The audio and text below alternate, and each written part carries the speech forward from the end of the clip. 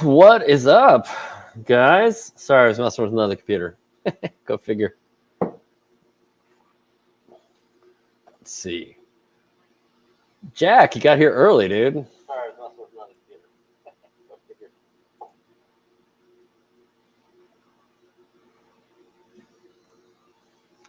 What's up, Ricky?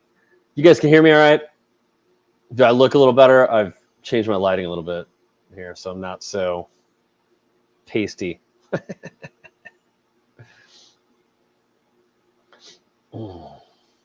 So, cheers, gentlemen.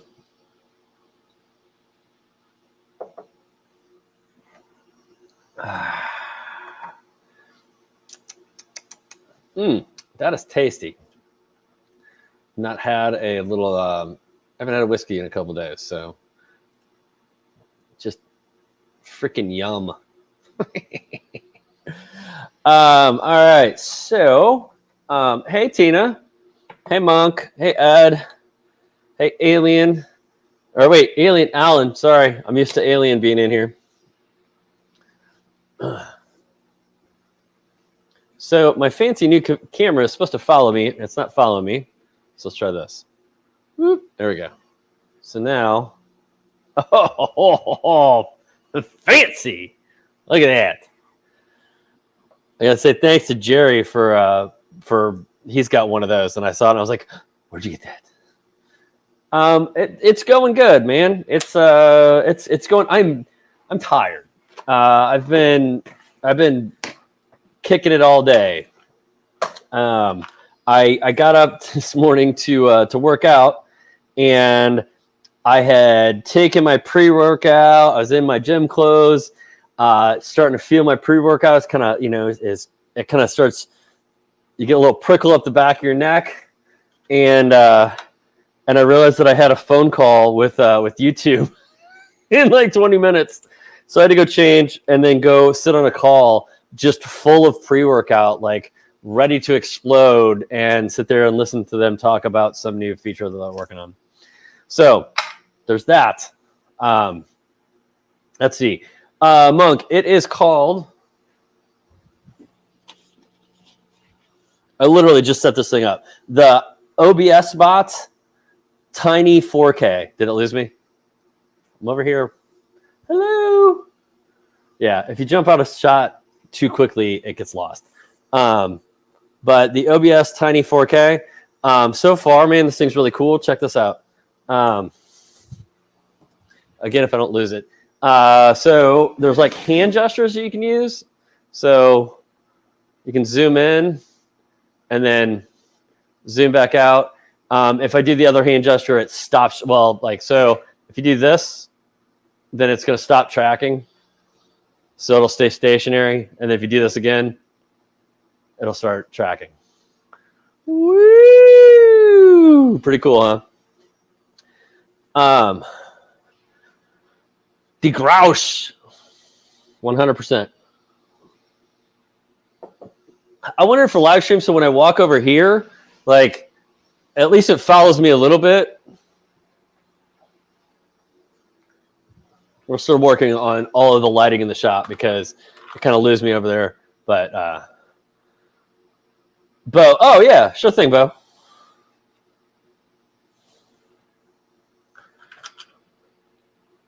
And currently, so I don't know if you guys know this or not, but I sell keychains. Keychains is one of my big sellers in my Etsy store. So these are my Camp Crystal Lake. This is I cut these out of walnut. Hedge of Tech, what's up, brother? How you doing, man? I still owe you a thing to build you to put on your shelf. Jim, I just keep it's in the back of my head all the time, man. But I do these keychains, and Etsy's about to run a deal in the next couple of days, if it hasn't started already, where they're gonna do 20% off like everything. And since it's gonna be Black Friday, also I have a feeling there's gonna be a huge run on stuff. And I just got my Star Seller badge, which means that I pop up in more searches. So I've already started selling some more stuff. So we're cutting keychains in mass. So this is a sheet. This is a 20 by 12 sheet of walnut. I can cut about 20, I think, out of it, 25 maybe. And I'm also going out of town next week for Thanksmas. We're doing Christmas during Thanksgiving with my wife's family. So I need to have enough stock ready to go. So when I'm gone, I can get back and fulfill orders. So that is the craziness that has been ensuing today. I did find out, though. Check this out. I don't know if the camera's going to follow me all the way over here. So this is when I cut the plastic keychains, the ones that look like this. These guys, like this is a Hellfire. That one's not done yet, which is why it kind of looks screwy, but there we go, maybe. Anyway, this is engravable plastic. And what I do is I cut one side and I cut another and laminate it to the back. So like your end product is going to look like this, except actually these particular ones say "Welcome to the Upside Down" on the back. But when I was cutting these upstairs, I would cut half a sheet because on my 45 watt laser, it's not even a laser. It is the honeycomb is slightly elevated on one side. It doesn't fit in there flush, and I've never been able to get it sit there right. It starts messing these up. So I can only do half of one of these at a time, and to do half of a sheet takes like an hour and a half. Some of the designs it takes 2 hours. I found out today that I can do a whole sheet in 45 minutes down here. So that is awesome. And that was garbage. Hey, Jim, man. So I bought I didn't buy. And Creality sent me out a 3D printer. So you got to tell me you got to tell me how to work it. Because, sir, I don't know. I printed a Benchy. And I did a little bunny that came like the file, and I did one of the little cubes, like it's an XYZ cube. I can't remember what it's called. But that's all I have done so far. And now, and I had somebody send me a bunch of files, but I don't know what my first like real print should be.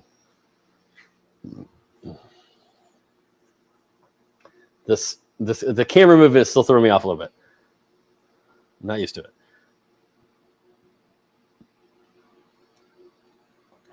So, Mike, so far, well, okay, so since we do have some 3D, Mark, hold on. Mark says, any post-processing on the keychains?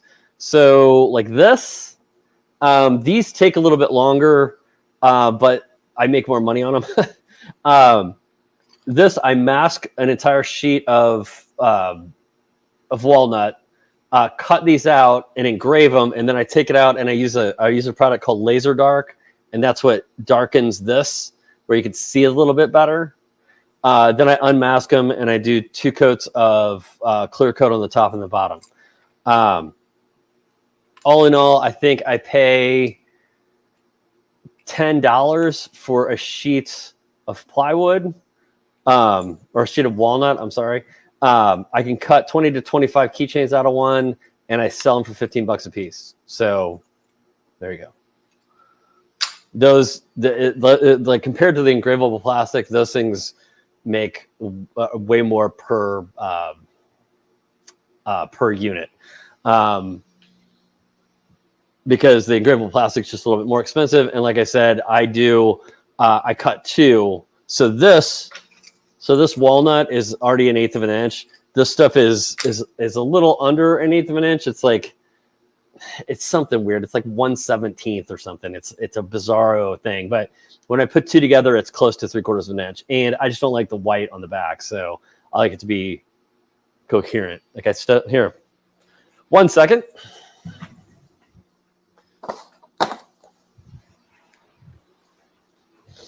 So I've been testing all these down here so I can start printing them faster. So like this is there we go. This is like a little Buffy the Vampire Slayer. It's got a little B on the back. If you guys know what the Overlook Hotel is, that's the hotel from The Shining. Room 237 is the room in the movie. Lazy O is from Ozark, and this is Welcome to Lake of the Ozarks on the back of it. Rosebud is the hotel or the motel, I guess, in Schitt's Creek. These things are madly popular. And then if you guys are like Resident Evil fans, like a little Umbrella Corp keychain. And then I've got like Bates Motel, and I've got a Supernatural one, which I don't think is... This one hasn't been cleaned up yet, but so if you're familiar with Supernatural, actually this one, it's got a hole punched in it because I messed up. Driver picks the music, shotgun shuts his cake hole, is their little saying, or Dean's little saying. One of them.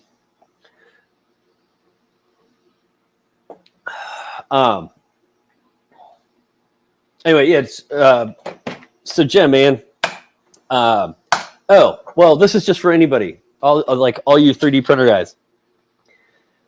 There is a USB-C port in the front of the Ender 3 S1 Plus is what I have. If I plug into that and I run USB-C to USB-C to my Mac, it does not find the printer at all. Like I can't, like if I go into like Creality software or Cura and I try to find the printer, it acts like it's not there. So I don't know how exactly I'm supposed to connect to it. I've been swapping the card, but I'd like to be able to like be connected directly to the printer. I don't understand why that does that. Hey, what's up, Jerry? Jerry, I was just showing off the fact that I bought your camera. Woohoo! It's so cool. You don't do Mac. I kind of wish I didn't. You know what? I got way into Mac with just all my video editing and stuff like that. Jim, I hope it wasn't your own. That's the only thing. That's our biggest concern, brother. Let's see, Tina. Do I have any experience running the Devil? I do not. It looks really cool though. Is Daniel here? If Daniel's in here, he can Alive Pixel Creations. He may be able to speak to it. I think him and Kobe developed it together. What do you want to do with it exactly, Tina? You just want to do offline printing? Like it does some cool stuff, but like I don't really. I don't have like a huge need to do offline stuff. So I know you can control it without it. It hasn't been something that's like super on my radar. If it does something cool that I need to know about, I need to know. The camera is Jim. Come on, man. Stick with the program. It is called the OBS Bot Tiny 4K. If you can read that. And Jerry has one, and like he got up when he was doing his live stream and walked up the stairs or something. The camera followed him up there. I'm like, that is the coolest thing ever. What's up, Robert? How you doing?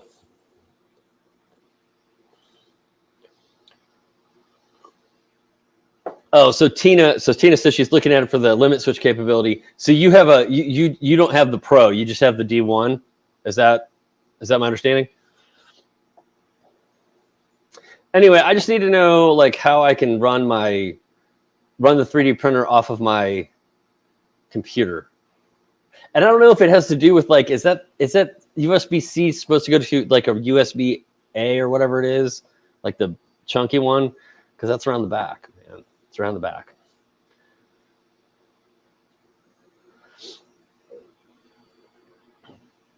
Jack, what'd you say? Oh, Raspberry Pi. Got it. Tire shop on the stream. I tell you what, with the number of laptops that I've purchased recently, I kind of wish I had this little Raspberry Pi thing, or like a couple little Linux Unix running some of the stuff, because it's getting crazy. At first, I was like, oh, well, I need a laptop to run the laser, and then I was like, oh, well, but then I need a computer so I could work over here, and then I was like, oh, and then I need another laptop to run the big laser, and then I was like, oh, and then it might be helpful if I have another laptop to run the CNC. It's lunacy.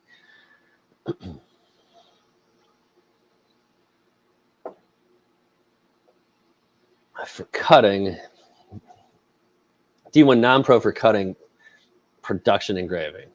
Okay, I can get that. So Robert, for really, you think that it might just be the fact that I'm running a USB-C to USB-C, but it might just be a USB-C to USB-A? USB-A, yeah.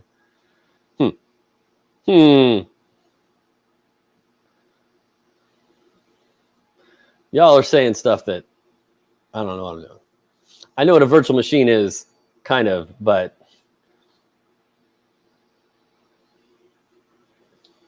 Robert, the problem I was running into is trying to run multiple versions of, like, say, Lightburn at the same time. And then I would have, if I was running Lightburn and I was running Easel, sometimes they would mess each other up. Octopi is awesome.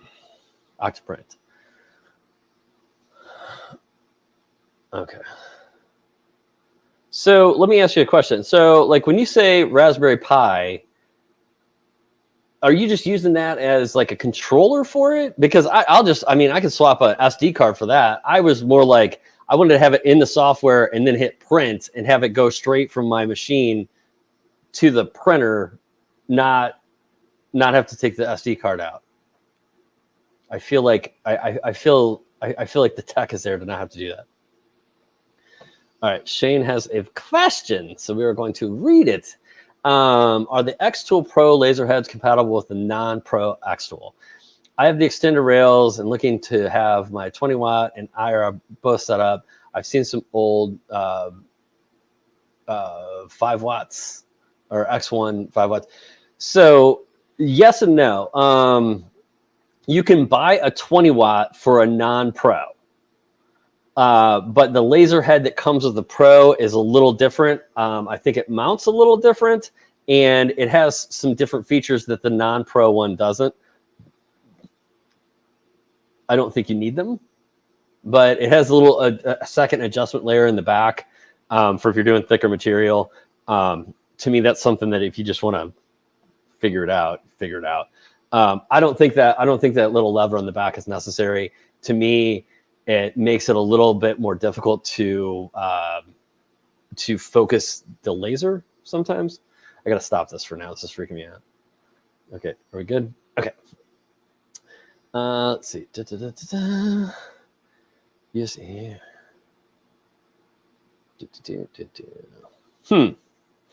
So you guys think it might? Okay. Well, if it will, then I'll run something different. That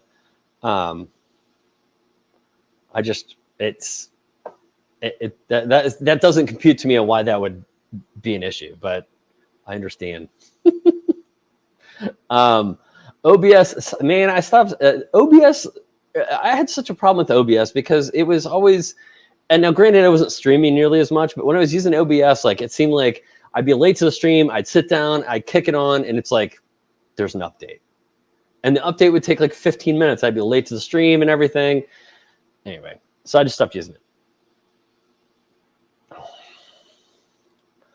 it. Yes, sir. Insanity. I you know what I like to do? Spend money. Not that I have it, I just spend it anyway.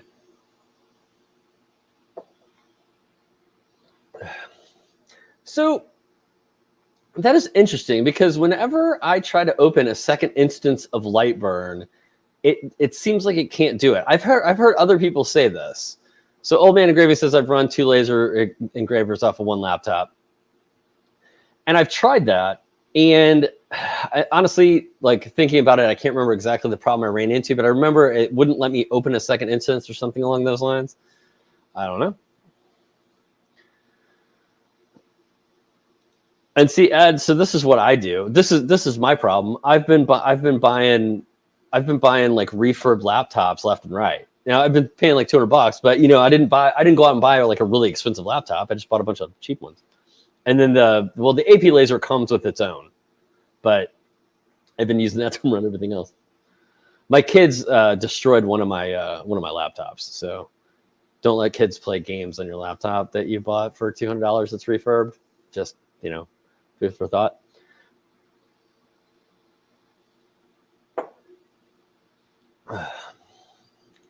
Okay, so Jack, how does that work? Octoprint will let you send jobs to the printer. I'm assuming that's supposed to be wirelessly and not tirelessly. How? I don't understand. Okay, so people have told me about Octoprint. I have not looked it up yet, so I don't know a whole lot about it, but I don't understand. So how is it sending it wirelessly?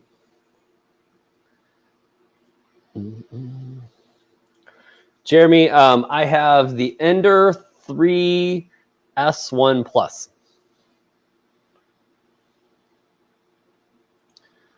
Fantastic, Chris. I was just talking about the keychains that I make, which I mean, I know it's a huge laser for this, but the keychains that I make, I've reduced my production time by half at least, being able to run them on the big laser. And the really cool thing is, I don't know how well you can see this in this light, but see this brown edge? When I do it on the 45-watt laser, this turns black. So I'm getting this cleaner, not burnt edges with the higher powered laser too, and it's so fast. Anything that goes in inches per minute, or inches per second. I'm sorry.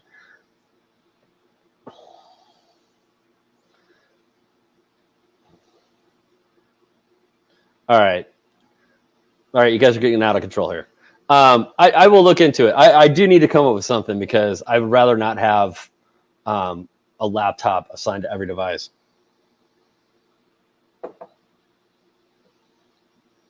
You guys are killing me.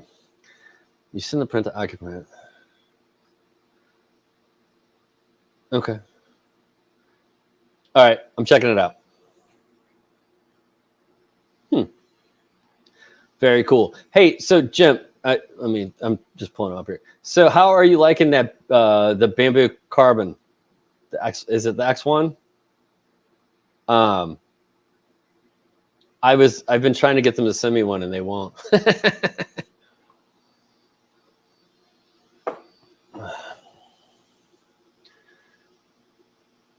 See, and then you got people like Ed here that say this stuff, and I'm like, y'all are smarter than me.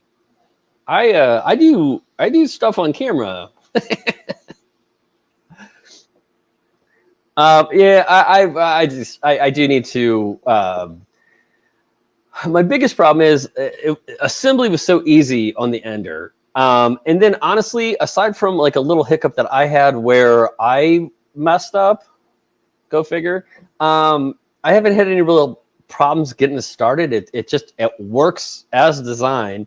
So I'm having a hard time coming up with a good angle for a first video for it. Because I mean, normally, you know, through fault of my own a lot of times, but you know, there's kind of a, you know, there's trial and error to get something set up, and this thing just set up. Luckily, I had you guys on live when I set it up though too, because I would have done some stuff wrong.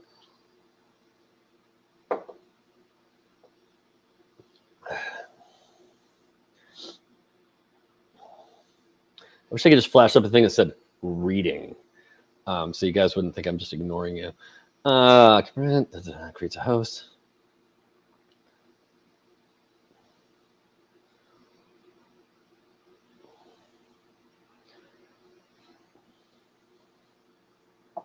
All right, take it easy, Jim. Jim's out. He's got to get his kid to bed. I feel that. I put mine to bed right before I came in here. My kid's like, hit me in the butt again. Weird kid. So I have 2 laser engravers now, and I'm busy on other projects. So Insanity, well, I'll just let you read what he said. But My idea originally, since I had so many people sending me diode lasers in the beginning, was I thought I was just going to end up having like this little farm of diode lasers that, even though diode lasers aren't super efficient, if I had enough of them running, it would be cool. But then you get into like how long it takes to set each one up, and then you've got to kind of keep an eye on all of them, and it just wasn't worth it. And then I was having a problem with running more than one or two machines with one computer. Jim, how do you have 3, dude? I can't even buy one. Like I reached out and I asked them if they would send me one to review, and they're like, sorry, like we've done enough reviews or something like that, which is fine. And then I wanted to buy one, and there's like every time I go in there, they're on order.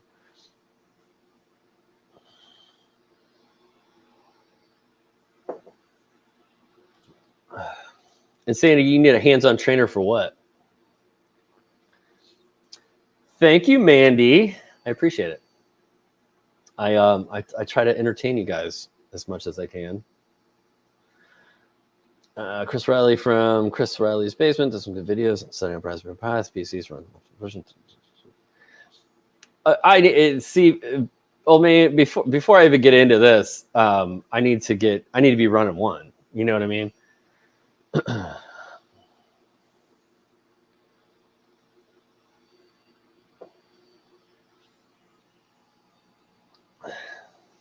P1P. Wow. Interesting. All right, Jim. We heard nothing. The big machine behind me, that's a machine that's by AP Laser. It is the SN4024. All of their units, the numbers are the inches, the size of them. So it's got a 40-inch by 24-inch bed. I love it. If you want the absolute best laser around, AP Laser. And so when I started out with X-Tool, so you guys know, because take it easy, Jim. When I started out with X-Tool, and some of the other diode lasers, one of the biggest complaints was customer service, right? Like people just are like, I can't get a hold of them, blah, blah, blah. You can't call a phone number. They're in China. They're 12 hours off or whatever. And so people were after me to go like find a laser that had better customer service. And then a lot of people were like, hey, can we do something that's American made? Can we support our own economy? So I put feelers out and I talked to a lot of people in the laser community, and AP Laser was recommended to me as kind of the best of the best. I'm sure you'll have some guys out there that'll debate like maybe one or two other companies over that.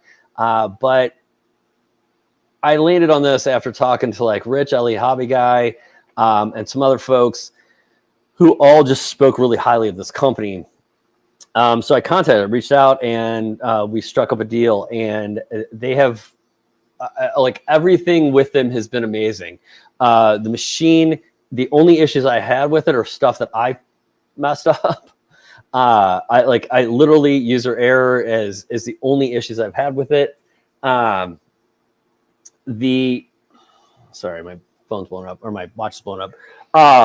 Their customer service is crazy. So 24/7 tech support, day or night, 24 hours a day, 7 days a week.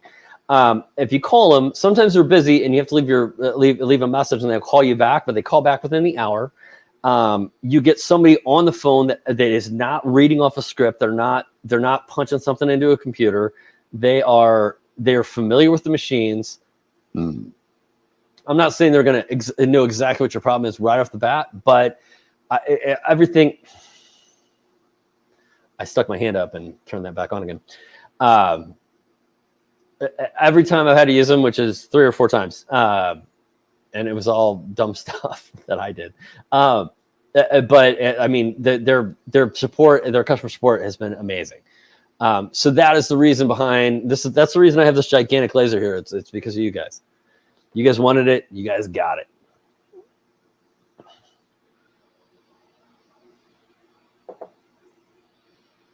There you go. Since like just say, man, just put 3 laser heads on at once.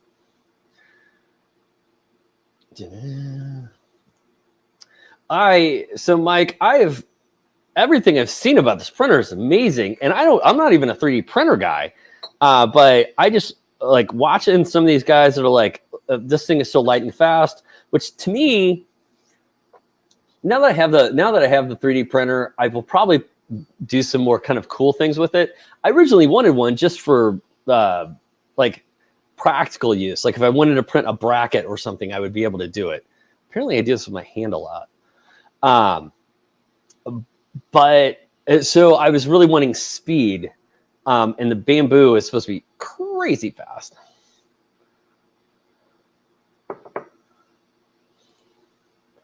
Oh, it's insane to me too. I have to do it. It drives me insane when people ask me questions on like settings and stuff like that, or they've tried 1 or 2 things and it's not working. I've got to get my hands in there and figure it out. I always recommend that people like, I don't even care what kind you buy, but I think whatever like if you want to have a big CO2 laser in your shop, buy a little shitty diode first, because you're going to learn all the little nuances that need to be learned on something cheap. What's up, Damon? Damon Gaming. What's the game, bro? What are you playing right now? What's your deal? What's your deal, pickle? Let's see. And have you guys heard of a game called Stray?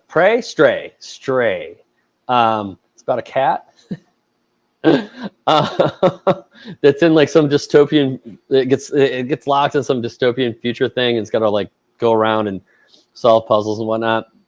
If you have heard of it, they've contacted me and they want me to They want to put a commercial on one of my videos, so I'm debating whether I want to do that or not. They want to pay me money, and I like money.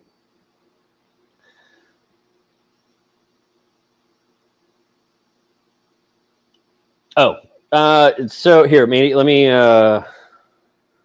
give you the link to the deal. Not that.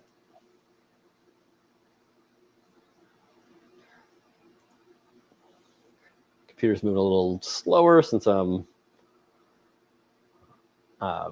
live streaming. Come on.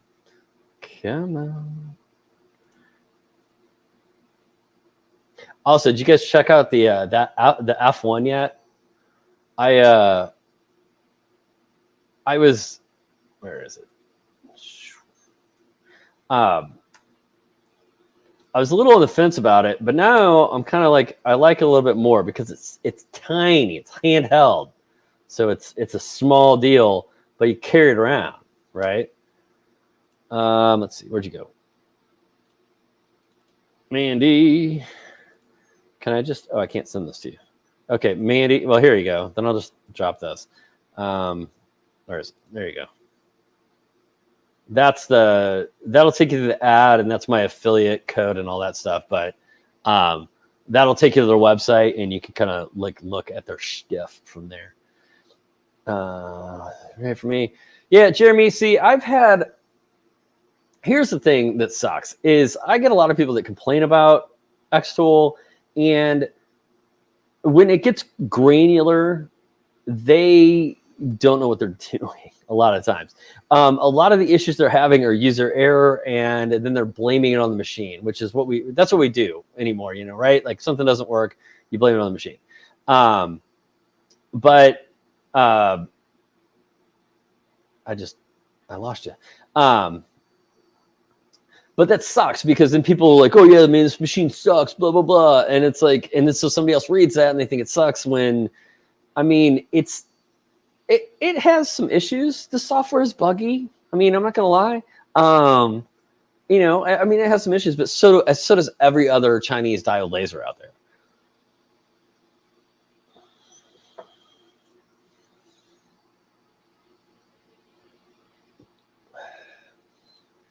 Who's eating a jelly over the machine, dude?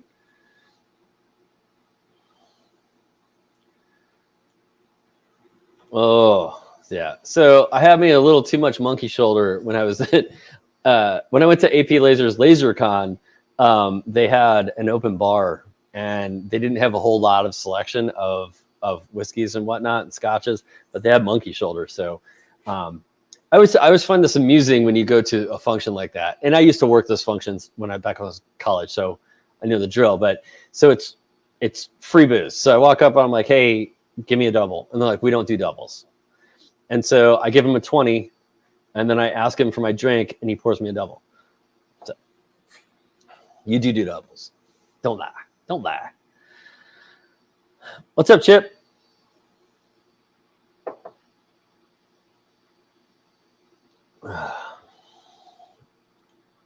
Shh. You don't tell them about all the toys.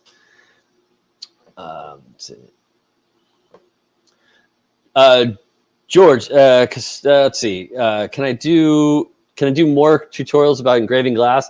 So I think this is what I'm going to do. I was thinking about this the other day because I get these questions all the time on my old videos with the 10 watt, and they're like, what are the settings on the 20? And I'm like, you know what? I've never done that on the 20. So I think I might go back, and a lot of my older videos, I might redo them using the 20 to kind of give you an idea of what the 20 watt can do. So yes, that will probably happen. But George, I would say if you really want to engrave glass, get a CO2, man. So much easier because you don't have to use any transfer material or marking spray or anything like that. CO2 just engraves straight into glass. Actually, if I have something to stick in here so you can see it, that is done on the CO2, and that's in the glass. That's no, not tri-moly. What is it? Cold galvanizing compound or anything like that, or tempera paint or whatever the kids are using. Oh, this is killing me. I didn't realize I'd do that with my hand so much. For those of you that just joined us, I have a new camera that follows me around when I want it to, and if I go like this, it turns that on and off. And I guess I shift around on my feet a lot, so I stop it. But then I guess I also put my hand up and do that gesture, and it turns it back on. Oh, sorry. And George was asking about engraving glass.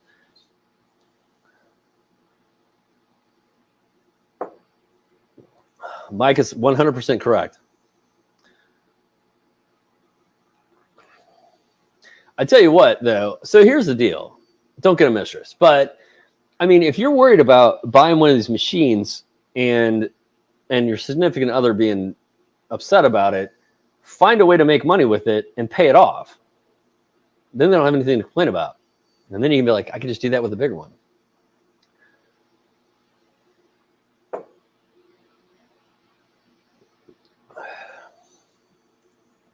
Wait, are you talking about Stray? Really? Okay. Then I'm really kind of a little bit more curious. They contacted me.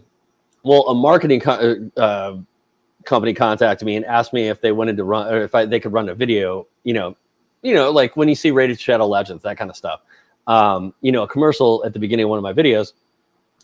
And I'm like, I don't know a whole lot about this game. So I looked it up and I was like, okay, well, I mean, it's on PlayStation. It's not, I've been contacted by other companies that I'm like, nobody's ever heard of this game. And I'm like, no, I'm not going to do that. But I was like, well, this is on, it's a PlayStation game and this and that. And I mean, it's not a game that I personally would play, I don't think, but I may check it out. Well, I'll definitely check it out if I'm going to run a video on it. But I mean, they want to pay me to do a video, to do a commercial for it.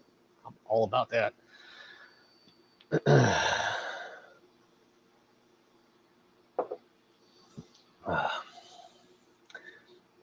So wait a second. You gave up gaming, but you're still Demon Force gaming, sir?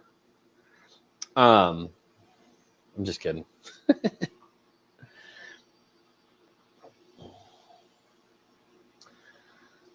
Yeah, so I've been unsuccessful. I can talk a lot of people into sending me a lot of things, but I've been unsuccessful at getting anybody to send me a high-powered fiber laser without like heavy strings attached, and I'm not a heavy strings guy. So I think I'm just going to bite the bullet and buy one. And then I'm not obligated to anybody either. I always feel bad when, people send me something like, hey, can you do one video? And I do one video. And then I'm like, well, I'm not really going to use this anymore. And then they keep contacting me. Hey, can you do another video? And I'm like, no. No, I didn't like your thing. Or I'm just busy. Let's see. Ended up 6.3 printer. That's crazy. You go, kid. You print that stuff. Let's see. Tina says, any tips on engraving marble? Do it with CO2. No. The problem with marble is marble chips. So it is really hard. So a CO2 can be like you get in there hot and fast and not worry about the chipping as much as with a diode. With the diode, you got to go slow and hot, and that's going to chip a little bit more. So stick with really simple designs. Don't get too detailed. Don't try to do portraits or anything like that. I think it would just be a headache after headache if you try to do like portraits on marble. But if you stick with like simpler designs, I mean, it's doable.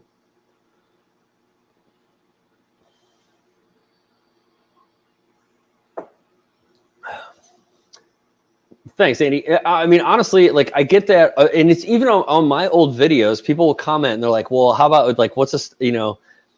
How do you do this on the 20 watt?" And I'm like, honestly, I haven't done it. I don't think I've had anything on the rotary on the 20 watt. People ask me questions about the rotary all the time, and I'm like, I haven't been using it.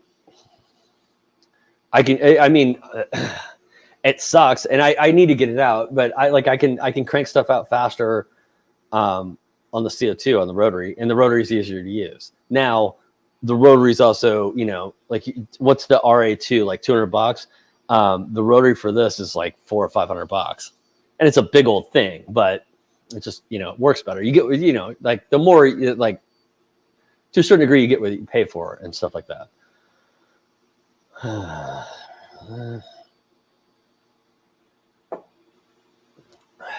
See, that's how you do it.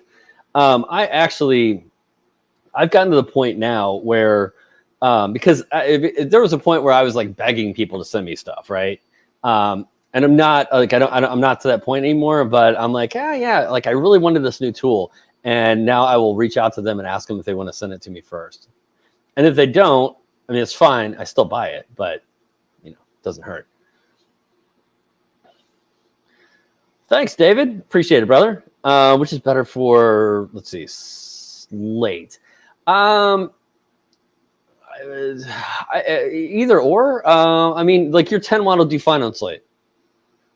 The main thing is with like basically everything, right, is it's going to be faster on your 60 watt.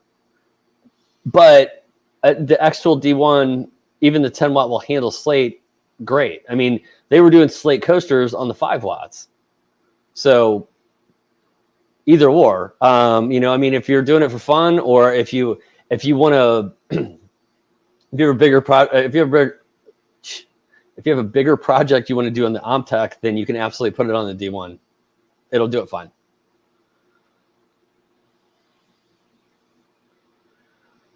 Mm-hmm.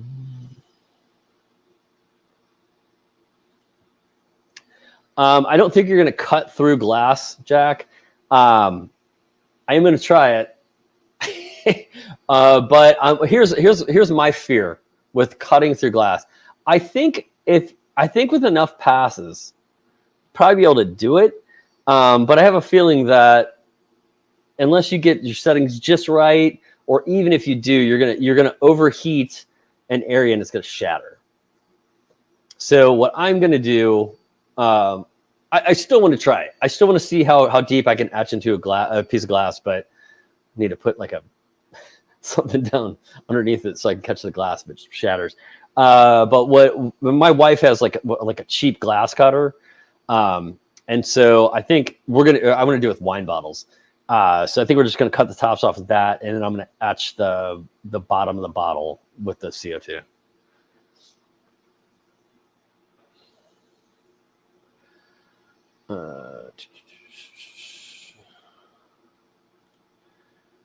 Once I get more comfortable with the 3D printer, do I have any plans on selling the belt tensioner tools? I don't have the file for that. If you're interested in that, Shane, email me at Nick at Build That Build. Where am I? Email me there, and I will look back through and see if I can figure out who the dude is that sent that to me. He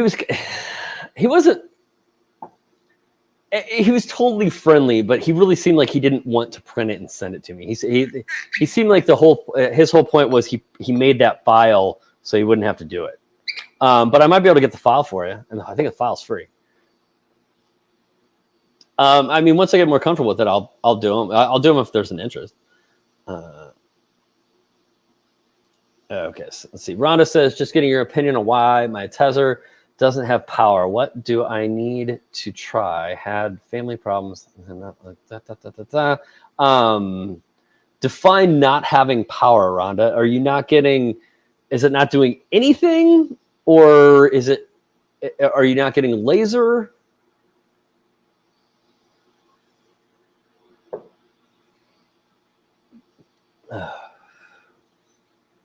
David, I hope that answered your question, by the way. I just rolled back up on you again.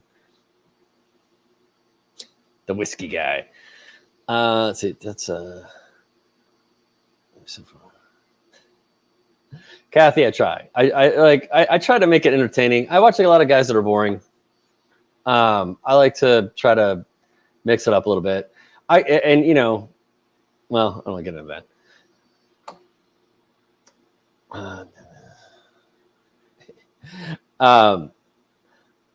Jack, that's a good deal. I'm looking at more like 100-watt one, and those are more like 10 grand. But I have some specific things that I want to do. How did I make the Jason mask? Are you talking about the big one over the wall? I carved it. I power carved it. There's a video on it and everything. Let me see. It was years ago. Back when I was doing a lot more power carving. But I did it I can't remember if I did it for Halloween or I might have done it for, I can't remember if I did it for Halloween or it might have been a Friday the 13th I did it for. But no, it's not for sale. Everybody always wants to know if it's for sale, and it's not for sale. But yeah, I power carved it with like an angle grinder and some cuts all tools.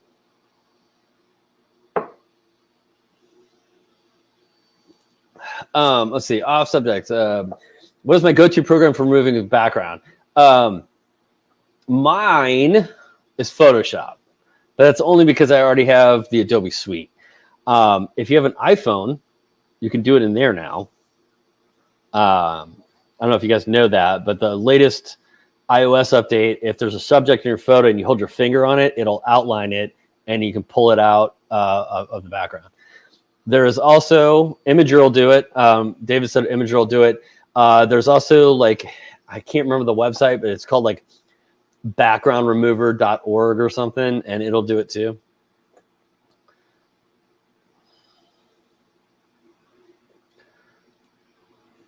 Let's see. I can't remember if I marked copper with the Duramark.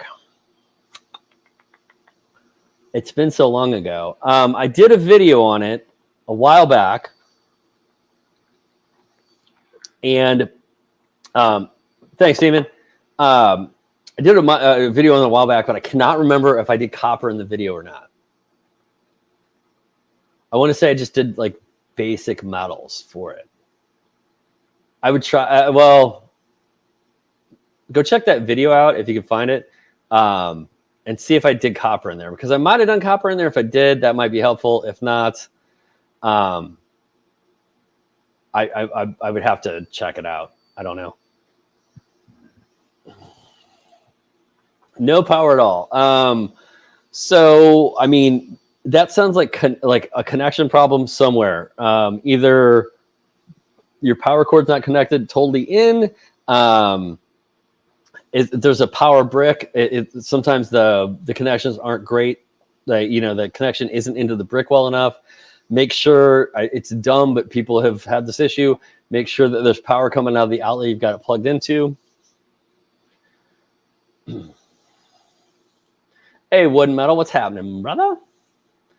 And again, Damon, thank you for the super sticker. Major issues engraving on glass. Major issues engraving on glass. I'm going to assume that you're using the X tool, the D1. I used cold galvanizing compound, and I had zero problems with that. But cold galvanizing compound isn't the best stuff to breathe, especially when it's getting cooked. I've seen some really good results with people that use tempera paints.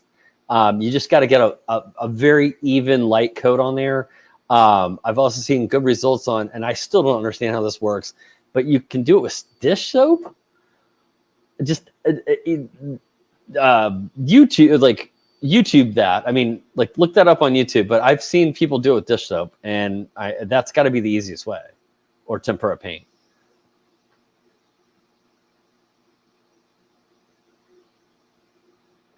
Let's see. Steven says, what would cause the X tool to engrave lines not in the design? Man, I really need to print out a picture of this because I see this all the time. If it's just like crazy lines, like if it extends out on either side of the image, usually that means that you need to update your firmware, and that it's trying to communicate with firmware that's outdated. If it is doing it within the design, a lot of times that can either be a problem with the image, or you may have like loose belts.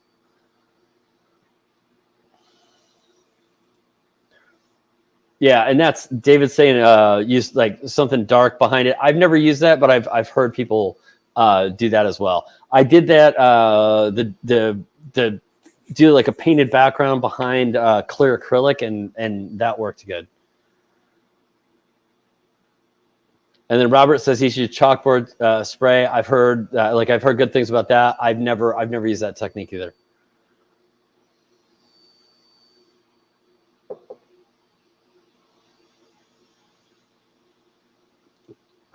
Thanks, Dion. I appreciate it.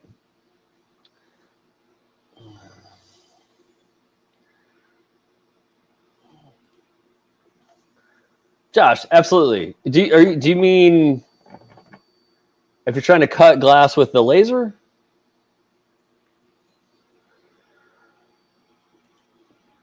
And so, Old Man Engineering says, I use an airbrush to spray the tempera paint on. That is the best way to do it if you have an airbrush. If you don't have an airbrush, actually what I saw, which was pretty cool, was it's like a little kind of compressed air thing that it's kind of like you can turn like a jar of paint into like spray paint. You screw it on the top and and then I had, man, I don't even know if I have it anymore. I bought a really, really cheap little airbrush thing that worked fine, but it was tedious. It took a long time.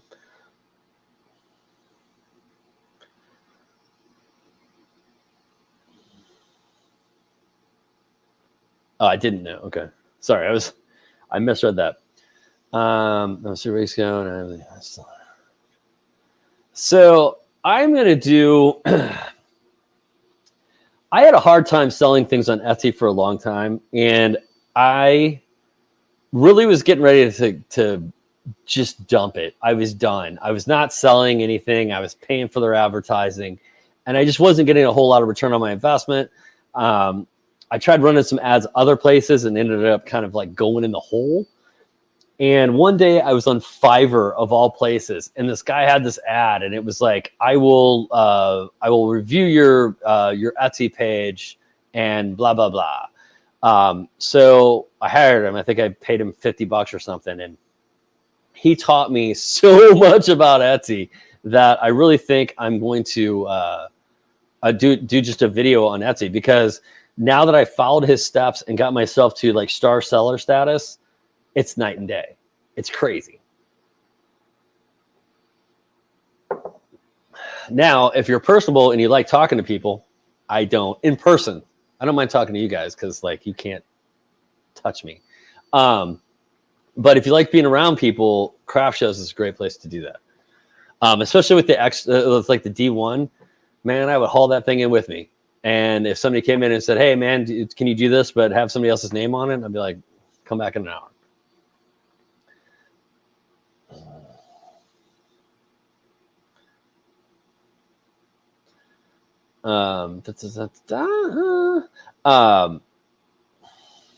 I also may sit down and just do a video on all the different ways to engrave glass, because there's a ton of them, man. Crazy. 100%, Terry. That's what I'm here for. Legit. Like, I joke about people bothering me, but I wouldn't have it any other way. I get tired of the BS questions that you guys probably aren't asking. I get a lot of the questions I don't like is when I can tell that you have not tried anything before you contact me. I'll still help you out. But those, I'm like, man, try to help yourself. If you can't help yourself, I will help you out, or I'll find somebody that will. But I really like helping you guys out.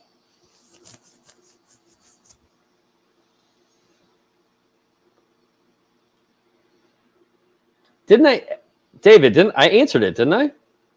Did you ask another one?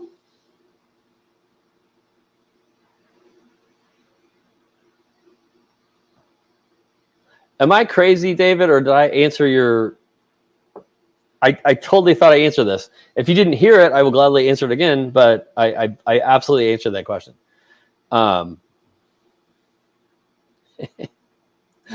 There you go. So, I don't know. All I know is that darker spray paint tends to work better. I don't know why chalk spray paint. I think because it's matte. So when the laser comes in contact with it, it doesn't reflect. But I think you would get away with like matte spray paints as well.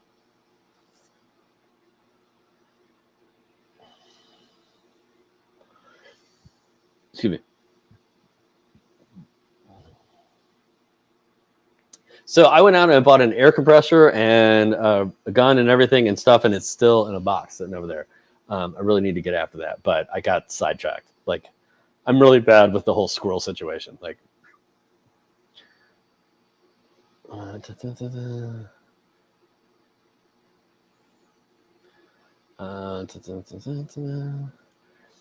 swear I learned to do sugar bond and dye some wood and laser it maybe. That is coming, sir. So I have the convenience of not having to like pull out the torches when it's hot in Houston, which is like 9 months out of the year. So I try to avoid that as much as possible because I'm old and I get hot. I overheat easy. So I kind of try to leave the burning of the wood until this time of year. So you should see some more of that happening now. Probably you might see a little in December. Probably more like January. I got a lot of family obligations coming up, so we'll see. David, take it easy, brother. Have a good night, sir.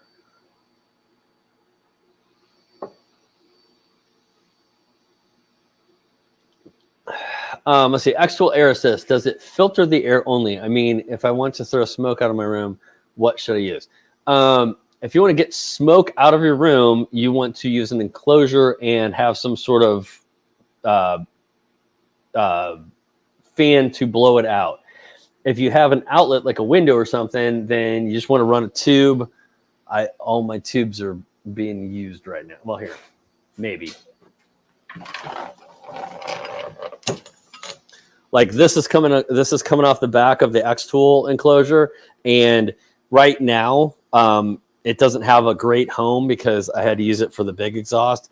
But I can crack the garage door and just kind of stick this under there, and it'll blow out. But you have to have a fan pushing the air out. Your other option, if you want to spend the money, is Xtool makes. I mean, you can buy these other places too, but just Xtool makes a smoke purifier, which I just got. I've got it hooked up to the M1, and people have told me that they have an issue with they can still smell smoke. I have not had an issue with that yet. Like, I just turn it all the way up, and it's got a filter in it. It's got a big fan that sucks it out, and it's been great. My goal is to actually take this one off of the Xtool enclosure, get myself like a Y connector, and have them both running to that, and then I'm just going to have it right under here and be able to turn that on. And Bob's your uncle, not Robert. There's a difference. Wait. There's a difference between chalk spray and chalkboard spray. Huge difference. Wow. I always thought when they said chalk spray, they were talking about chalkboard spray. So they're talking about chalk spray. Huh. Okay.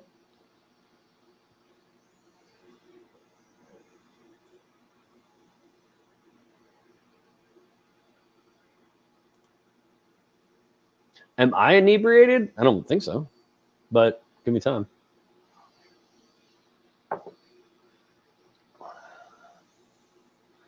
Oh, okay. So Robert says chalkboard spray can only be removed with acetone. See, that's why I always thought it was weird that everybody's using it.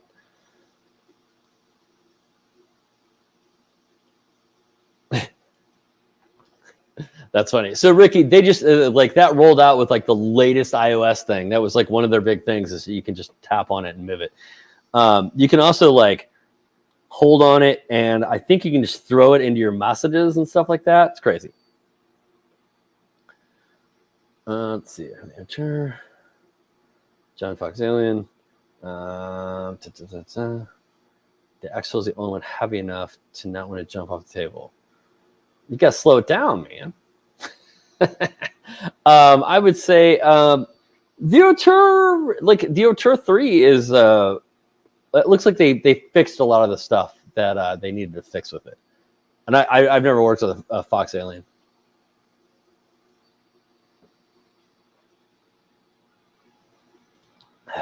Still having a hell of a time marking tumblers with multiple marking sprays. It's weird to me, man. So are you running, well, because I was doing it with a 10 watt. So you're not trying to do it with a 5 watt, right? You're using at least a 10 watt. Man, I do that a lot, don't I? Did I do it again? Did I turn it off? Because John, I mean, like with the 10 watt, you should be able to do it fairly easy. A lot of times, the only issue that I see that people have when they're using a marking spray on something like that is they're using too much spray, and so the laser isn't heating the material enough to bond it to the cup, and then everything wipes off. So I mean that may be your issue. You are more than welcome to email me at the email down below. Show me your issues. Like like the problem you're having, and 20 watt, you should totally be able to do it. And show me the issues you're having. If I can't help you out over email, maybe we do something where we meet back here next week. Well, probably not next week. I won't be in town. I will be out of town next week, guys. I will not be around. There will be no Wednesday Live. But I mean, it could be something we can shop like live. I mean, that's kind of the point of this is if people have issues and they want to see something done, as long as I know about it ahead of time, or I have the materials in the shop, we can do it right then and there.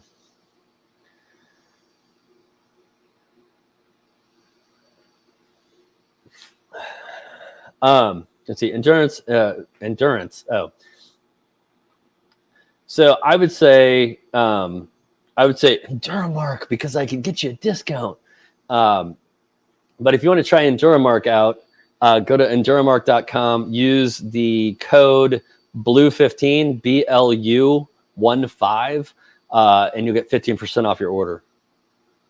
I always have I almost always have a 15% off code for Enduramark. So if you guys ever Because I think if you use the code, then you can't use it again, but I can always get you a new one.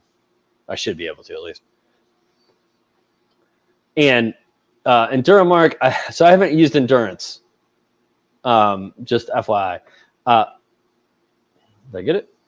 I haven't used Endurance, but Suramark, I like Enduramark better.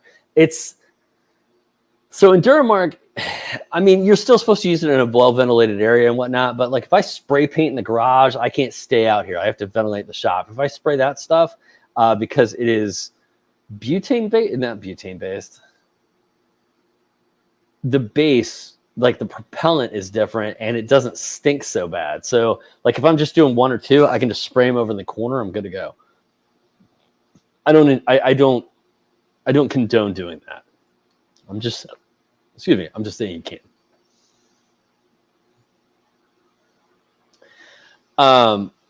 This is 100% correct. And that is why 2 things. One, I see a lot of people use too much spray. And when they do that, like I said, it doesn't burn it doesn't get all the way down to the material, so it doesn't bond it to it. The other thing is Enduramark. So I would suggest trying like one of the rattle cans out first, but Enduramark makes a mixture that you can use with a we just talked about them, airbrush. So you can airbrush it on. You're gonna get better coverage, or you're gonna get an easier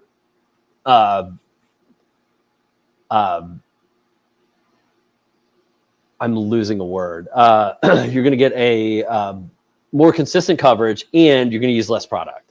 So it's absolutely, like if you use the rattle cans and you like them, get yourself an air compressor and sprayer and try that, because it's way cheaper to do it that way. All right, Tom says, I'm having a problem with my X-Tool D1W burning the powder coat off the cups. That's not an issue. The issue is that it's like the laser is burning the pigment of powder into the stainless. You are not cleaning your tumblers well enough. That happens sometimes. What you want to do is get yourself like some denatured alcohol and a magic eraser or a melamine sponge and get after it a little bit. Or one sec.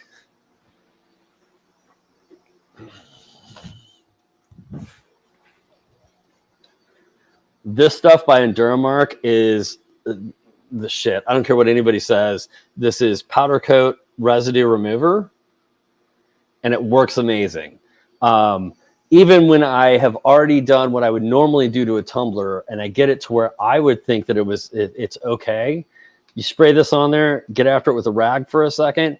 It's brighter, it's shinier. This stuff's amazing. They also make this in a bigger one too. This is just, they sent me out one because I asked them if I could try it, and I love it. But denatured alcohol will work as well.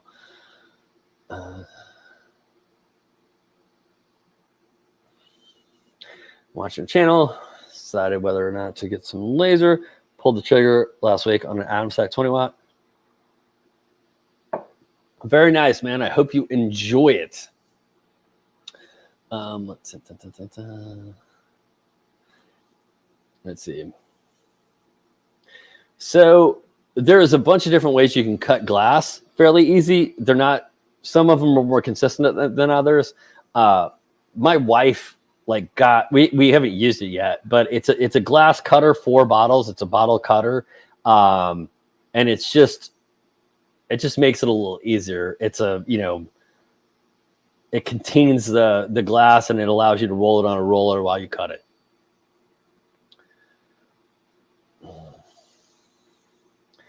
So Jack says I used Brilliance and no luck. So Enduramark is the one. So Enduramark contacted me. The owner of Enduramark contacted me, and he said, "Hey, can I send you some of my products out, and can you see if they'll work with the 10 watt lasers when we were doing it?" So they sent them out, and we tested it, and some of them worked, some of them didn't. But they're their black metal marking spray works. They have like a silver metal marking spray. I never really got that. It doesn't look great. Their marking spray for glass and ceramic works awesome. Because I shouldn't say I don't like, a lot of times when you do glass and you get the white etch, it's really hard to see unless you have like a dark liquid in the glass, right? That's the reason, like a lot of times when people show you stuff like this, they stuff something in there because you can't see it very well. Well, their marking spray marks black. It's kind of like a gunmetal. It's not straight black. It's kind of more like a gray, like a dark gray. But I think it's so much more striking than the white on glasses. White, you really have to pick your design. Like, so these glasses, this is a glass that I had made for my mom for their 50th wedding anniversary. Originally, when I had them done, the Vespa was in gold and this was in gold, and there was no oval, but you couldn't see it very well unless it had booze in it. So I went ahead, and when I did it with this is with cold galvanizing compound. I wanted the white area to show off the word inside of it. That makes sense. So sometimes it comes down to design.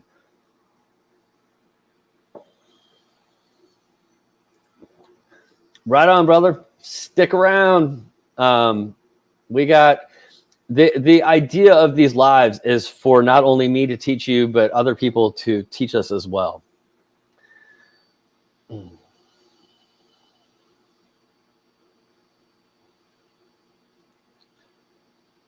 Yeah, we're not talking about cutting metal at all with a diode.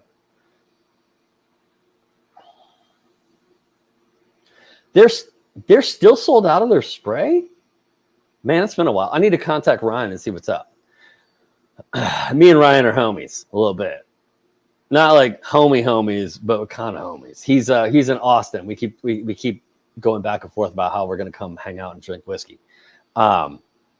But yeah, I need to ask him about that. Somebody asked me about that the other day, and normally, sometimes I'll go to order something and it will not be in stock, and I will email Ryan, and he's like, "Hey, let me check with my warehouse guy. Like, they might not have just checked it in yet." And somebody said they were out of their spray the other day, and maybe it was John. And I was like, "Well, wait a couple days because normally it's in." So now I kind of need to check with them and see if that's like an issue. I'm just curious.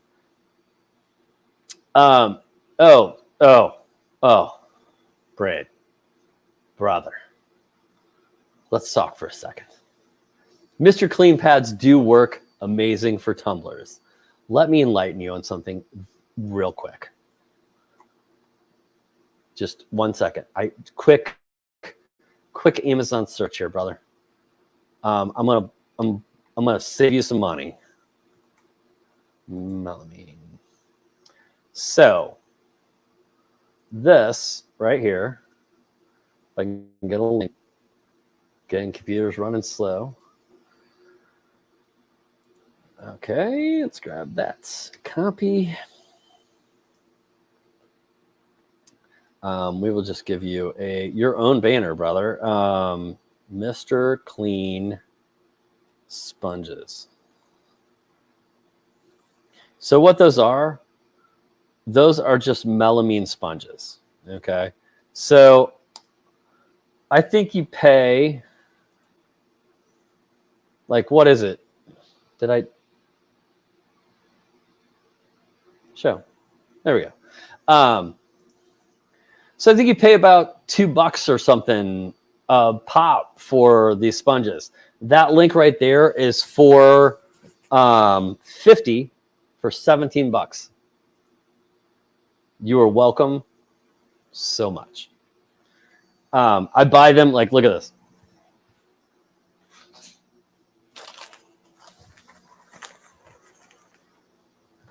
This is how they come. Individual sponges. I go through these things like mad. I use them for everything. And that's like, what, 30 cents a sponge or something?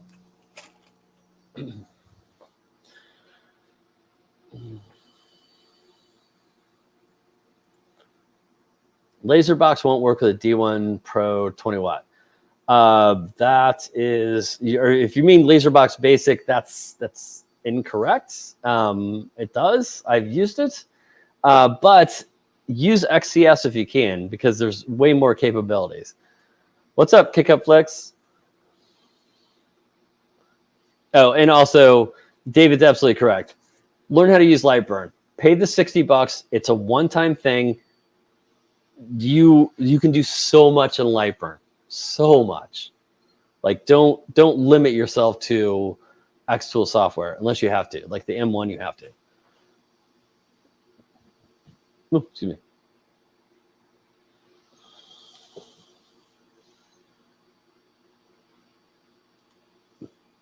So you can pick it up again, Tom. There for a while, like people couldn't find, like when I found out about cold galvanizing compound, went out and bought it, no big deal, did a video on it, got bombarded by people that couldn't find it. I went back to my Home Depot. They didn't have it anywhere. Looked online. They didn't have it anywhere in Houston. So hopefully like supply chain has come back and they have it again, because it was really hard to find for a while.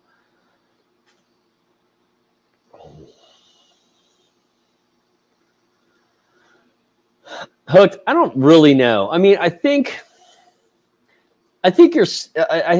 you're gonna, if you're scoring something, you're just doing a thin line because you're gonna like bend it or break it. But I really don't know. I don't know why they put that in there. I think they might have put that in there basically for like the M1, because the M1 does like some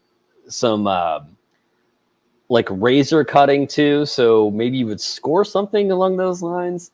But in every other software, you're either engraving or you're cutting.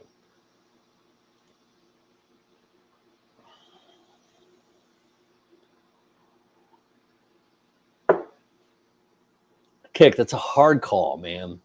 For multiple reasons. Because if I had to do it all over again, it would depend. Do I have the knowledge that I have now? Because if I had to do it all over again, and I had the knowledge I have now, I would immediately start with a CO2 laser. Because I think everybody should have a diode. I think you should learn on a diode. I think you should have to struggle with the diode so you appreciate the CO2 better. But for production capabilities, CO2 is going to win. Now, between the D120 or the M1, right now, if those are my two choices and I only have the knowledge I have right now, I'm still going D1 20 watt. The reason being is I have not had enough experience with the M1 yet to call it.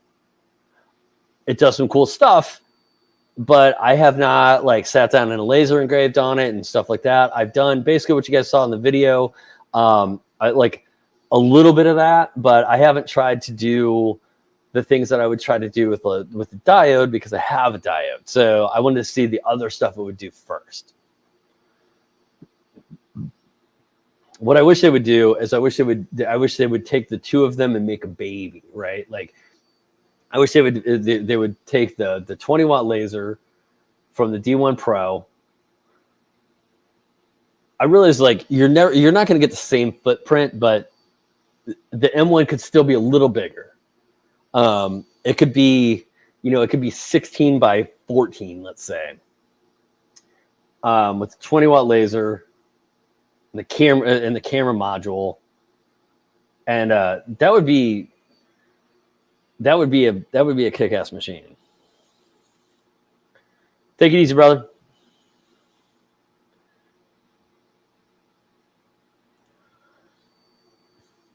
Yeah. I agree with David. Like I said, I don't know why that's really an option in the software. You just don't see that anywhere else. If you were going to do that anywhere else, you would do like an engrave or a cut, and you would just do it lower powered, right?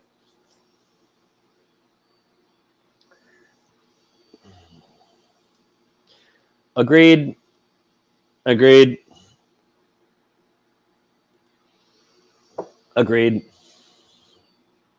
Lightburn. So yeah, so download Lightburn. Go watch every one of Louisiana Hobby Guy's videos. He is he is. You know what? he is not paid by Lightburn at all. Everybody seems to think he is, like he's like sponsored by them or whatever. He just really he likes the program. He saw that people weren't using it to its potential, so he started making videos to show you how to use it better. Go watch his shit.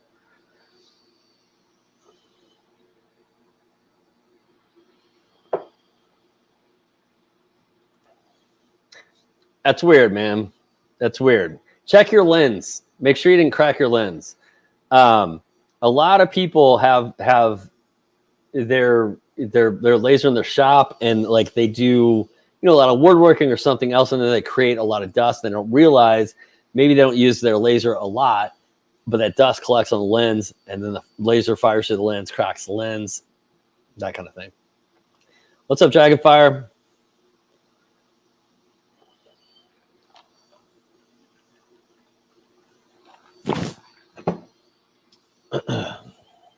Yeah, so cold galvanizing compound, like they have it at a lot of like boat places and farm places, like tractor supply places.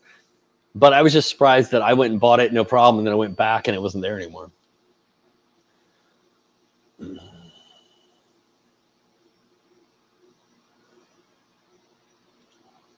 Thanks, sir. All right, and I'm glad I answered it, man. Like I was like, I did this whole thing.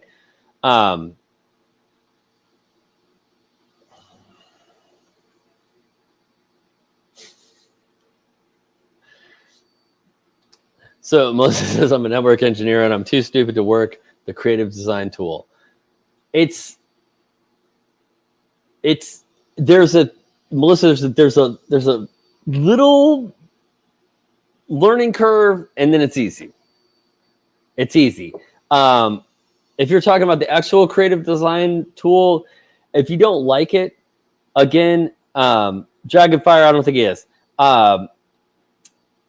If you don't like XCS, which is fine, and here's why: because it doesn't like quite work like other programs that do what we want to do. Right?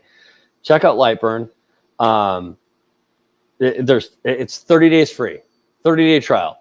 You can use the entire program for 30 days. Download it. Go check out Louisiana Hobby Guys videos. Learn how to use it.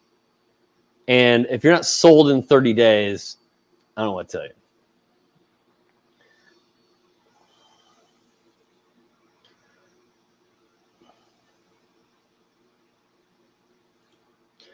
David, brother, I appreciate it, man. Like I said, that's what the lives are about. The lives are about us helping each other out. I keep saying, like, if somebody has like an issue, if you guys want to email it to me beforehand, we can definitely shop it while we're talking. So, but I really appreciate you wanting to help out and answer some questions. If you want to like hit up Discord, I always can use people over there answering questions as well. We've got we've got a large influx of laser people over there that are asking a lot of questions. I can't always get in there immediately and help out, so I like it when I have other people over there that know what they're talking about. We've started. We have some 3D printing channels over there now too. So if you guys are interested in that, run on over and join up if that is your thing.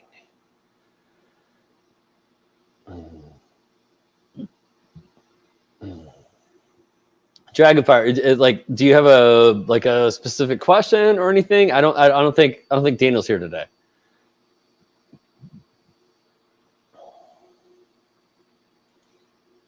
%100% agree. I feel like El Escorpion. I feel like they slept on the M1 because the D1 blew up. Because I feel like there is so much potential in that machine. I hope they don't completely abandon it. I don't think they are, because they're kind of making a push for it like right now, which makes me think they're probably getting ready to like release a newer one, like a newer edition.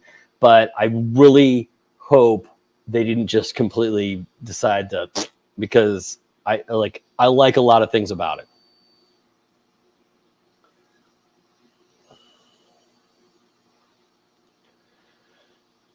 CO2. So I'm assuming COT is CO2 and diodes, so that way you might not have to stop creating.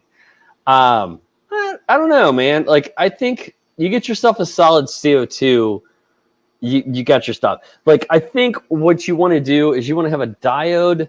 You want to have a diode to play around with, right? Like, I think it's a great hobby machine. It's fun. If you're doing like the Norton White tile deals, those are kind of more of a passion project, right? That's something that like those guys just they dwell on that until everything's perfect, and they will spend 2 hours on the tile for that. If you're trying to make money, that's not worth it. But I think everybody should have a diode in their shop. I really do. You know what? Like, you know what a diode's great for? If you're making cutting boards, man, you can throw your, you can brand it real quick on the back, or you can put something. And I've said this before, man. I mean, get yourself a diode laser if you have a woodworking business, so you can personalize everything you send out. Do that. I mean, it's brilliant. It's great marketing. And hey, so it's a $1,000 machine, and you're only charging $50 extra because you're personalizing it. You still, what is that? That's 20 items before you paid it off.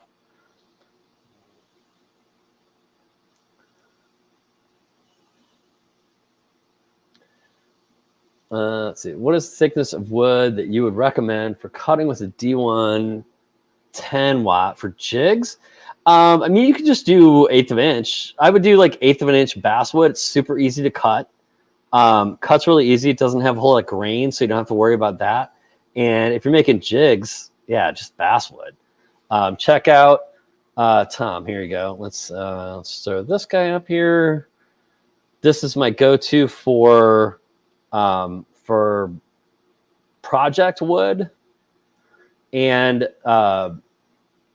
they do like panels that are 12 by 20 and stuff like that.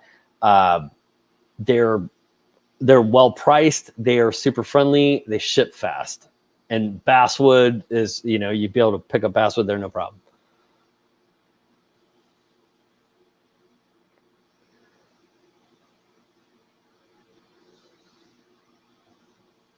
Hey, so Daniel is here.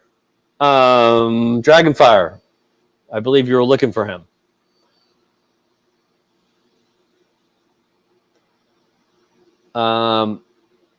Dry moly lube for glass. No. Dry moly lube pretty much only works on metal as far as I know. Let's see. Any keys to brighter edge, wider on glass? Like, John, I have to see what you're not calling white. Like this, and my fingerprints are all over this and stuff, but this is probably the best you're going to do with like cold galvanizing compound on glass. So I don't know if you don't think that's white enough. If you want to get whiter, like, so that's CO2, that's cold galvanizing compound. I don't really have anything to stick in this glass right now because it has booze in it, but you're going to get whiter results with the CO2. I mean, you just are.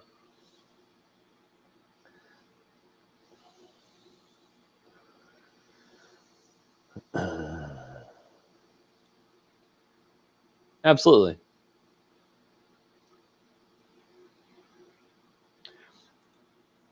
So I don't know, man. The wife and I love doing the podcast. It's just the podcast has like done jack shit. I think we've had like 90 to 100 subscribers for like 3 seasons. So it's backburnered currently because I spend a decent amount of time editing that and uploading it, and doing all the things, and we just haven't been seeing a whole lot of return. If you want to harass my wife on Whiskey Wine and DIY on Instagram and ask her, maybe we can talk her back into it. I love doing the podcast. I just don't know how to get more people to listen to it.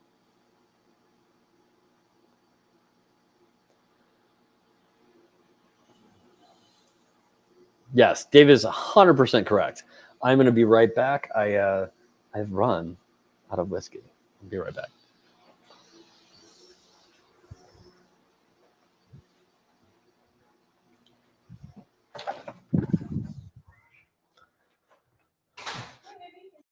Not yet. Close. Getting supply. India.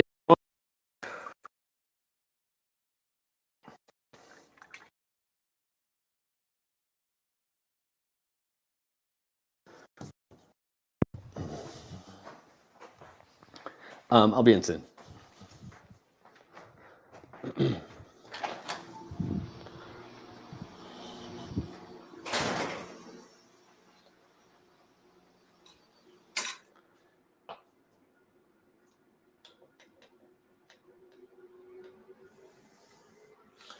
I really don't think we're going to be running that now. Someone turn it off. I will continue to answer questions, but I'm going to roll out before too long. It's kind of late, and I'm tired, and I want to go hang out with my wife.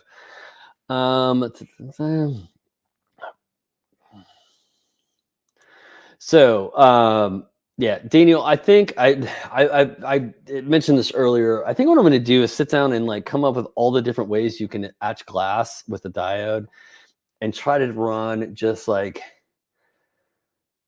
like do them all and see which one I like the best. Because like somebody asked earlier, and as I was saying how I would do it, a bunch of other people were saying how they would do it, and I'm like, there is a ton of different ways. Excuse me. Okay, so Kick Up Flicks asks, can you cut thin magnet sheets? So the short answer is no. The long answer is there is some laser engravable magnet sheeting that you can buy. It's really expensive, that you can cut, but you're not supposed to cut magnetic sheeting with a diode for toxicity reasons.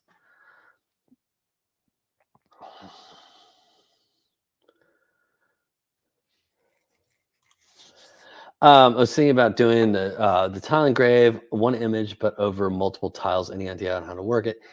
I would not do some kind of jig. I would say, okay, so let's say you're gonna do 4 tiles. So that's what, 16 by 16 ish. Measure them to make sure. I would make your image that big, and I would put the 4 tiles together, and I would do it. I mean, you might lose a little bit in the cracks, but that's what any of those images look like.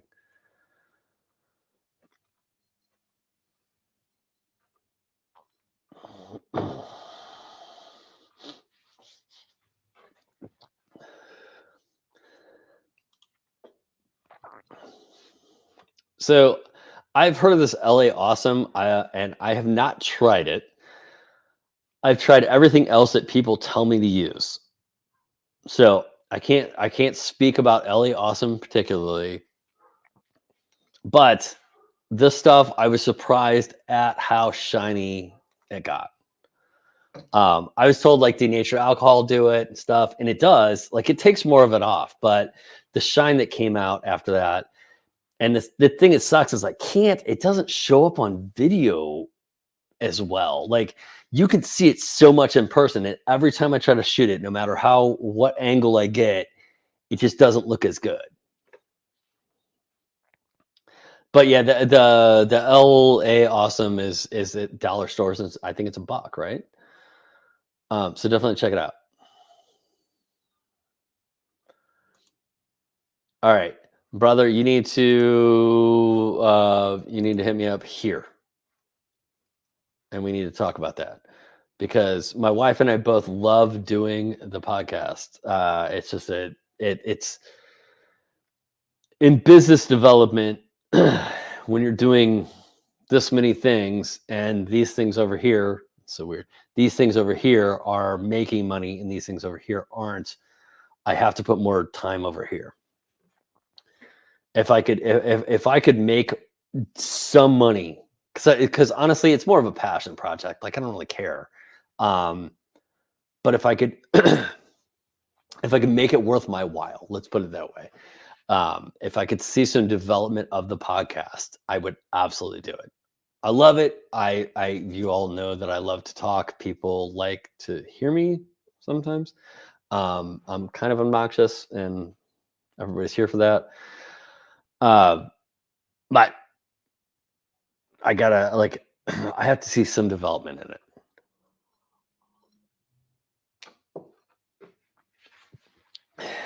If you do, wait, I missed that. Yeah, I think I have to hit it. Where will? Yes, David, it's absolutely correct again. Dave, we're just gonna have you on as a co-host next time.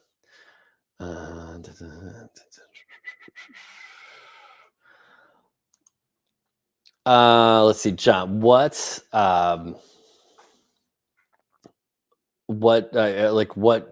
laser are you using? 20 watt. Hold on a second.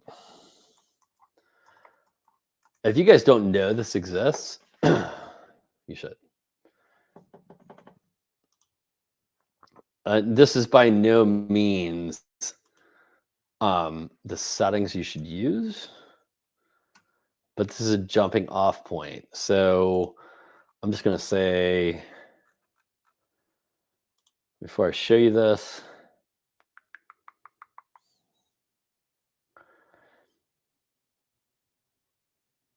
that's funny. It doesn't have it on there. I would say 100% power, 20% millimeters per second, or not percent, 20 millimeters per second, one pass.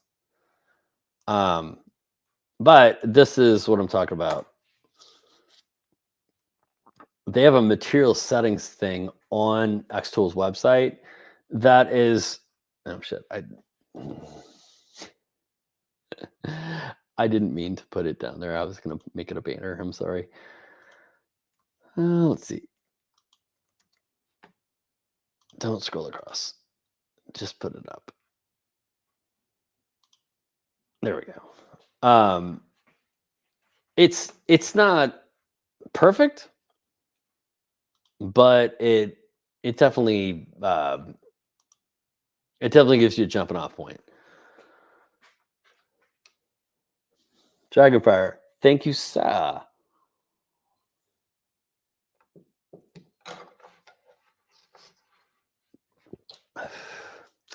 Daniel, dude, we got to talk.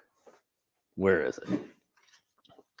You need to let people know that this tiny little thing has a lens in it, because I must throw this away, because you also send out these little stickers.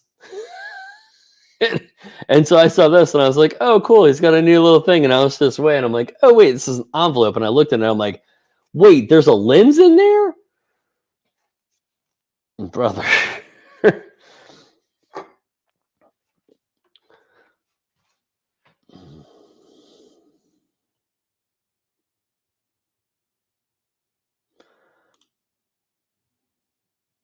What do you want to link, dude? I can link it for you. Do you want to link? Are you wanting to link Daniel stuff? Here. There's Daniel stuff. Is that what you're looking for? DeGrosse?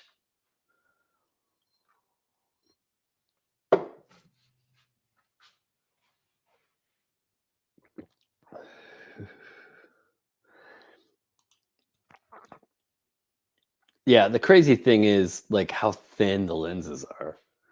I don't want to pull it out of there, but like, I mean, this is an envelope and there's a lens inside of that.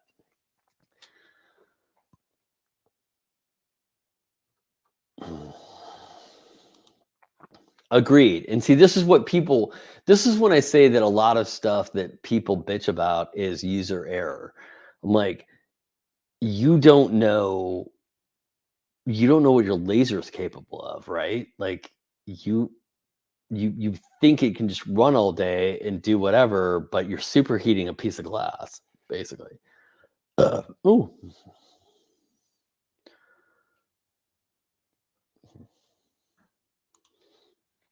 Always do this. Always. Tom, thanks, brother. Appreciate it. If you need me, you know where to find me. Email me. I answer all emails.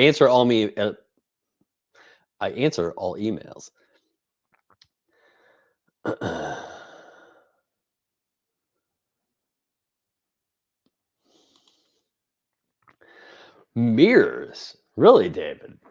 I haven't done mirrors with the CO2 at all, but are you just like the off put of like the material that you're basically disintegrating that you're taking out?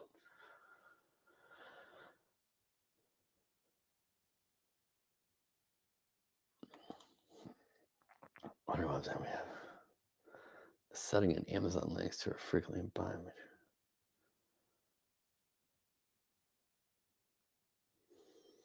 David, sorry, I just read that. Daniel, email me and elaborate on what that means. I'm confused. On your website, you have the setting and Amazon links to a frequently buying material. Oh, so you can buy them on Amazon too? All right, sweet. Oh, hey, so Daniel, the person that was in here is probably gone now, but somebody was asking about the Devil One.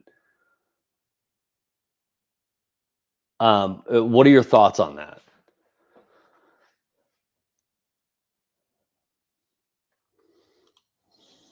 I feel you, brother. Take it easy, man. Cheers.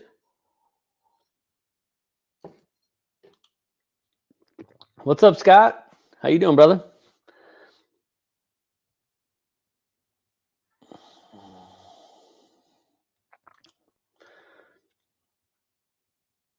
I try, brother.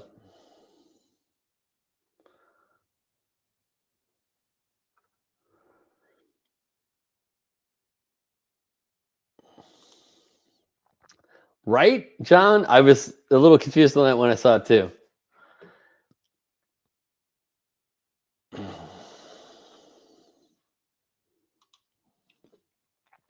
That bastard's an enabler. And if you see me, tell him that. Also tell him that I missed him at LaserCon and he missed out because the salespeople were fucking wanting to buy his drinks. It's crazy. Thank you, brother. I'm here for the people that want to learn, man. I can't emphasize that enough. That's like I'm sitting in my garage. I mean, I like my garage, but I could be sitting on the couch with my wife. I'm sitting here because I want to help you guys out. The people that want to learn. Anybody else is an asshole. Who cares about them? But like, if you guys want to like figure stuff out and we can figure it out together, let's do it.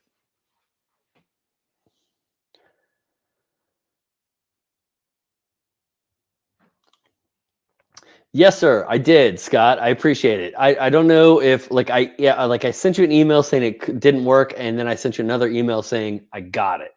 I just had to use a different FTP client, and everything worked. I've stolen everything from you that I want, I think, for now.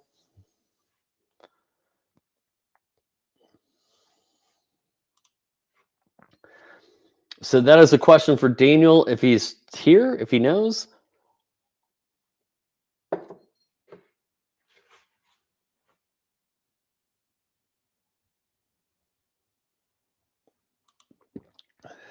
Yes, Daniel's absolutely correct.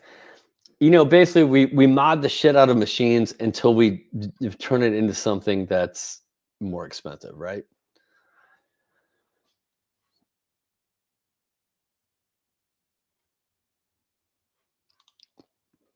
So smoky beige Dragonfire is the one that everyone wants because it has the highest titanium oxide content or something. But I could never find it.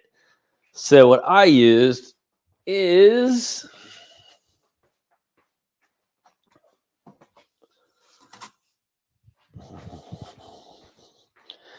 heirloom white. And heirloom white worked pretty much as well as smoky beige.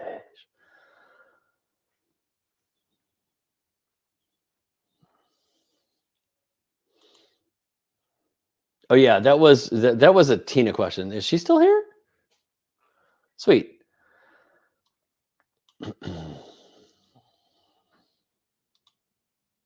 Correct. Anybody that's bitching about light burn is $60. It is a one-time fee, $60. If you want to buy it for CO2 and diode, it is $60 a pop. So it's 120 forever. Don't worry about it. It's great.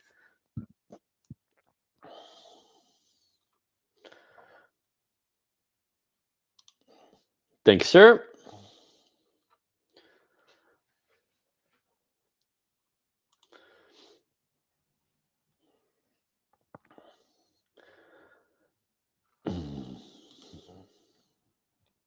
So and Daniel's right here on this. I was dumbfounded when I get the big laser. I was like, wait a second, like how do you focus this thing? And it's you have to focus all four corners, which nobody does with a diode, right? You're like, oh yeah, just stick it on the material and go. But you don't know if your honeycomb is a little screwy or even your tabletop is a little screwy. So you should always focus on all four corners of at least your material.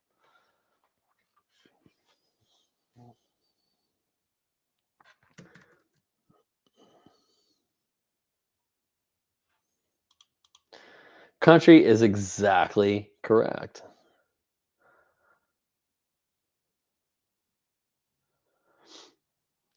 All right, guys. So I'm gonna get out of here. I appreciate all of you guys for hanging out. Again, if you have like a shoppable issue, like email me at I'm gonna take Daniel's stuff off, but I will. Fuck that guy. Just kidding. Email me here. Let me know what your issue is, and I can either talk you through it, or we can shop it out. Not next week, but the week after that.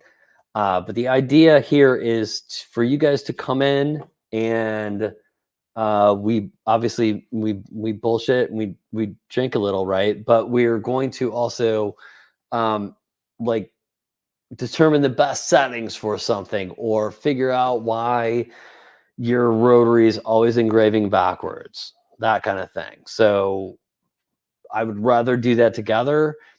I get a lot of questions that I can't make a whole video on, but like this kind of interaction will help a lot of people. So if you have issues, let me know. Okay. All right, guys. I appreciate it. Happy Thanksgiving, I guess, because I will not be in town next week. I will not be here next Wednesday. I will be out of town, and I really don't think you want me to live stream from my phone at my in-laws' house. Good night.